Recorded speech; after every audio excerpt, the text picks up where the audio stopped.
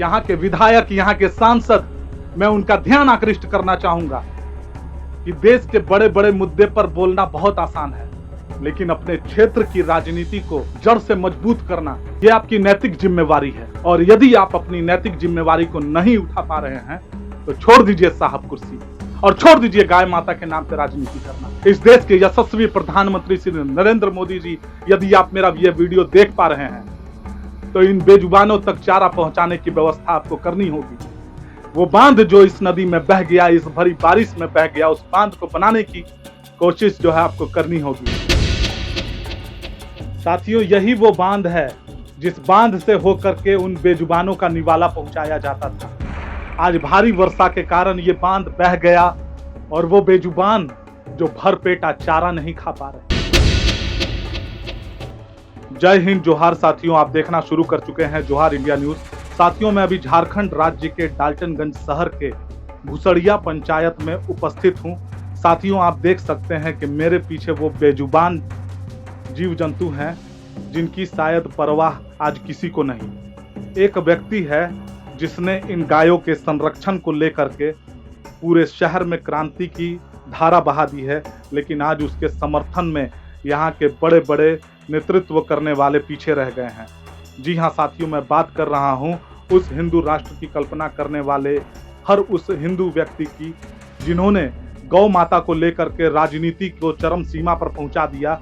लेकिन आज गायों की बात करें तो ये हमारी जो गौ माता है आज भूखी बिलबिला रही है।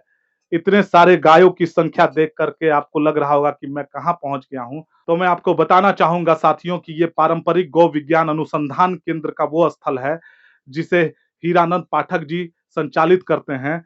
इन गायों की देख रेख वही करते हैं, लेकिन आज की स्थिति ये हो गई है कि ये गौवंश जो है भूख से छटपटा रहे हैं, भूख से बिलख रहे हैं। कारण ये है कि इनका चारा लाने वाला जो रास्ता हुआ करता था वो इस बरसात के मौसम में नदी की धारा में बह गया और उस रास्ते को बनाने के लिए हीरानंद पाठक जी ने प्रशासन के प्रतिनिधियों के दरवाजे खटखटाए, लेकिन अभी तक कोई कार्यवाही नहीं हुई। जिनका चारा थोड़ा थोड़ा करके वो व्यवस्था तो कर पा रहे हैं, लेकिन भरपेट इनको चारा भी नहीं मिल पा रहा है।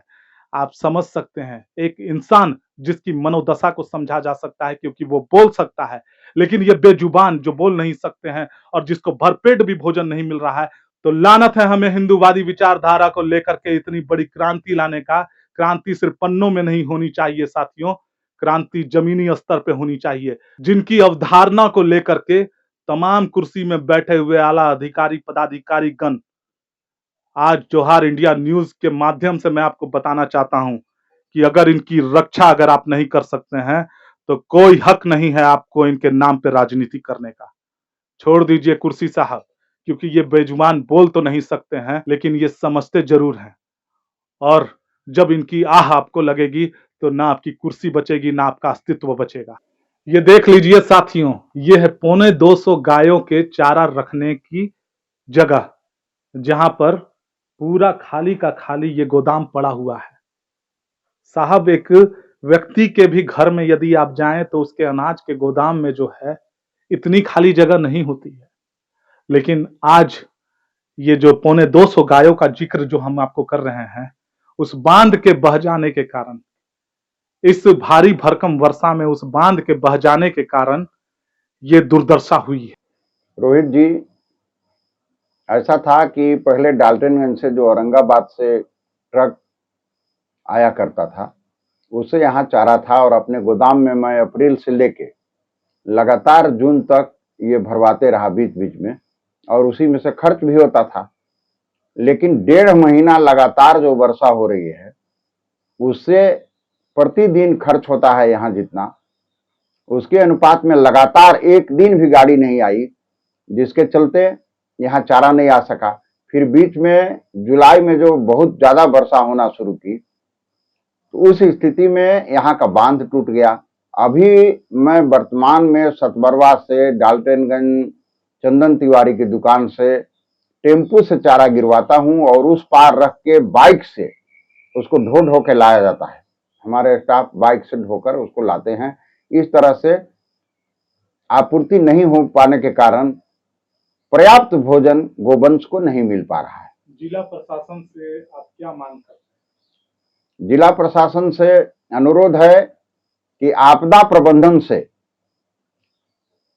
पशुओं के चारा एवं किसी अन्य मद से या किसी आसपास के उद्योग से संपर्क करके इसका सड़क का निर्माण करें, क्योंकि मनुष्य के लिए तो बहुत उपलब्ध है भोजन।